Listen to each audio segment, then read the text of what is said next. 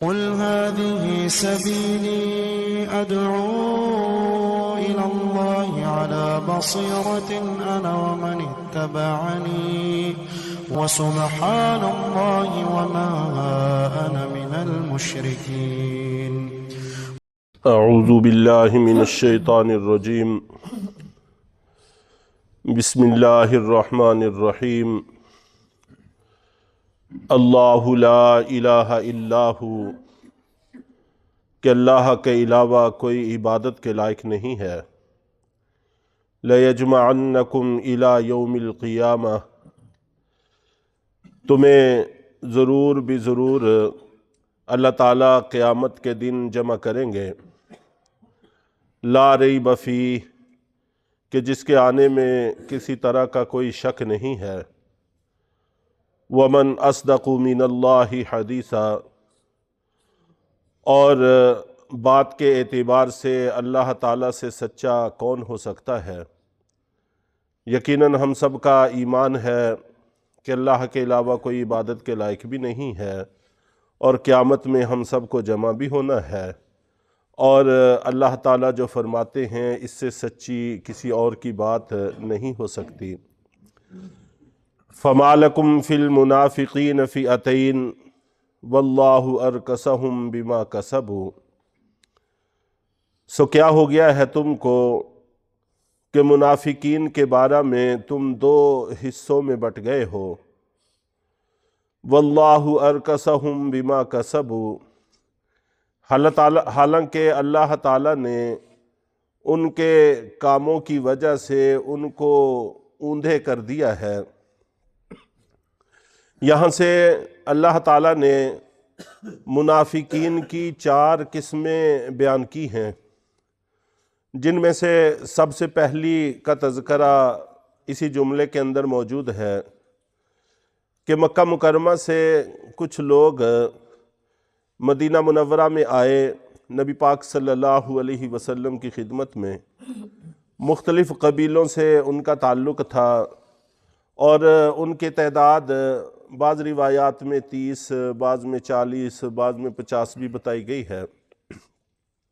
تو یہ لوگ جمع ہو کے آئے، اور انہوں نے آ کر عرض کیا کہ اللہ کے رسول، ہمیں دین اسلام کے بارے میں پتہ چلا تھا، تو ہم نے مناسب سمجھا کہ براہ راست آپ سے آ کر سیکھیں. چنانچہ اللہ کے نبی صلی اللہ علیہ وسلم نے مدینہ منورہ کے معمول کے مطابق ان کو صحابہ کرام میں تقسیم کیا، اور ان کو ایمان کی، دین کی موٹی موٹی باتیں سکھانا شروع کیں. اور صحابہ کرام رضوان اللہ تعالیٰ علیہم اجمعین نے بھی خوب ان کی تواضع کی، مہمانی کی.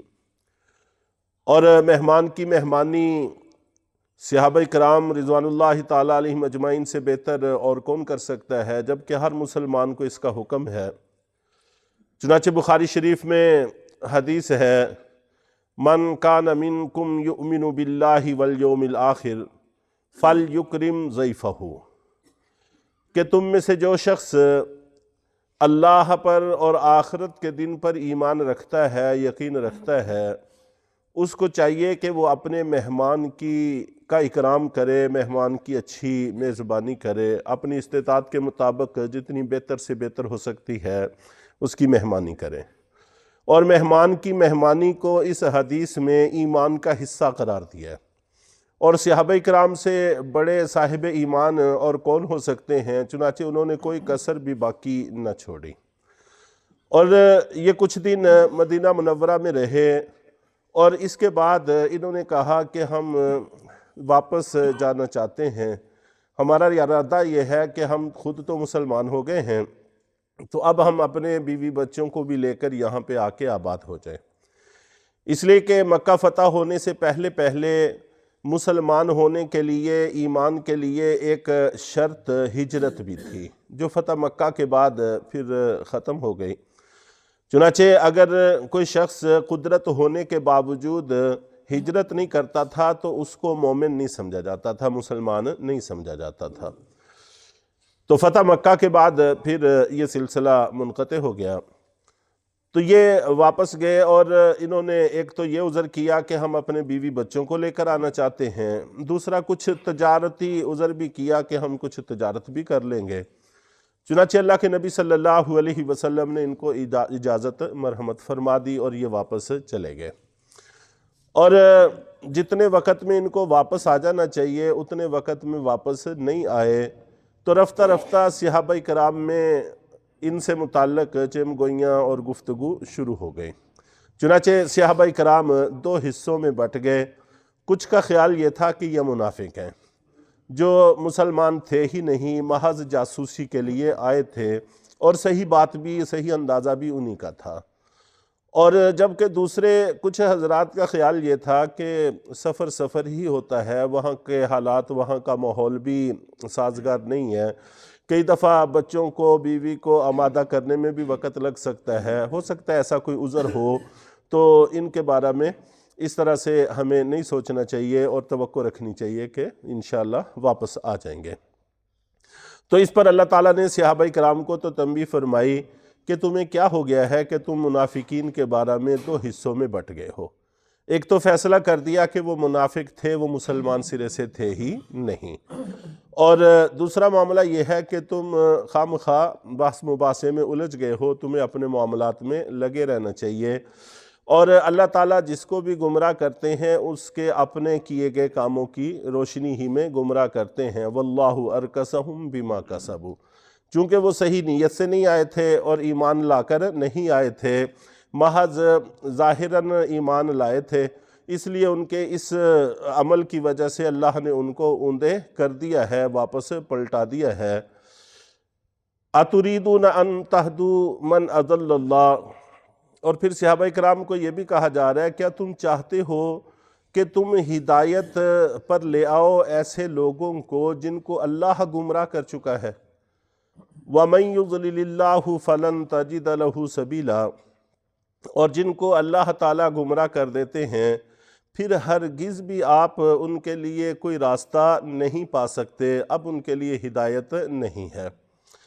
یہاں سے تھوڑا سا ہدایت کا اور گمراہی کا معاملہ بھی سمجھ لینا چاہیے اگلی قسموں کا تذکرہ آنے سے پہلے، کہ ہدایت اور گمراہی قرآن پاک میں اللہ تعالیٰ نے اس کی نسبت اپنی طرف کی ہے۔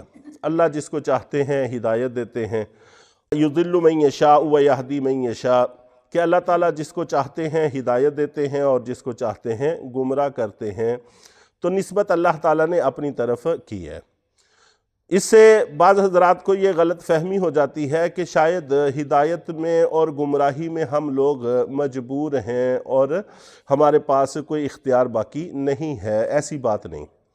کسی جگہ پر اللہ تعالیٰ بات کو مختصر ذکر کرتے ہیں اور دوسری جگہ پر اس کی وضاحت ہوتی ہے، اس کو ہی تفسیر بالقرآن کہا جاتا ہے، کہ قرآن کی تفسیر قرآن ہی کے ذریعے سے ہو۔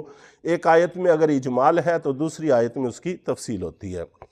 تو چند ایک آیات کا تذکرہ انشاءاللہ العزیز کیا جائے گا جس سے یہ بات بالکل واضح ہو جاتی ہے کہ ہدایت اور گمراہی در حقیقت ہمارے اپنے عملوں کا نتیجہ ہوتی ہے۔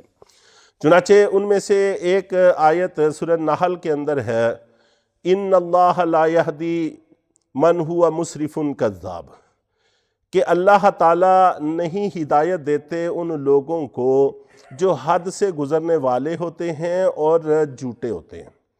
تو حدود کا کراس کرنا اور جھوٹ کی عادت ہونا یہ گمراہی کا ایک بڑا سبب ہے۔ تو جو بھی حدوں کو کراس کرتا ہے، اللہ کی لگائی گئی پابندیوں کو ملحوظ خاطر نہیں رکھتا اور بات بات میں جھوٹ بولتا ہے، تو اللہ اس کو ہدایت نہیں دیتے۔ اس آیت سے بالکل واضح ہو جاتا ہے کہ ہدایت اور گمراہی در حقیقت ہمارے اپنے عمل کا نتیجہ ہوتی ہے۔ تو اللہ تعالیٰ نے انسانوں کو اتنا بھی بے بس نہیں رکھا کہ ان کا کوئی اختیار ہی نہ ہو۔ اور اسی طرح اللہ یجتبی الیہ من یشاء ویہدی الیہ من ینیب، کہ اللہ تعالیٰ ہی انتخاب کرتے ہیں، رجوع کی توفیق دیتے ہیں جس کو چاہتے ہیں، وَيَهْدِي إِلَيْهِ مَن يُنِيبُ، اور ہدایت دیتے ہیں اپنی طرف جو رجوع کرتا ہے، جو اللہ کی طرف رجوع کرتا ہے، اللہ کی طرف جانا چاہتا ہے، تو اللہ تعالیٰ اس کو ہدایت عطا فرماتے ہیں۔ اگر کوئی بندہ جانا ہی نہیں چاہتا تو پھر اللہ جبراً کسی کو ہدایت نہیں دیتے۔ ان اللہ یضل من یشاء ویہدی الیہ من اناب، کہ اللہ گمراہ کرتے ہیں جس کو چاہتے ہیں اور ہدایت دیتے ہیں اس شخص کو جس نے اس کی طرف رجوع کیا۔ تو اگر رجوع کرتے ہیں تو پھر اللہ تعالیٰ ہدایت عطا فرما دیتے ہیں۔ فمن شاء فلیؤمن ومن شاء فلیکفر، اور یہاں پر تو بہت واضح ہے کہ جو چاہے ایمان لے آئے اور جو چاہے کفر کرے۔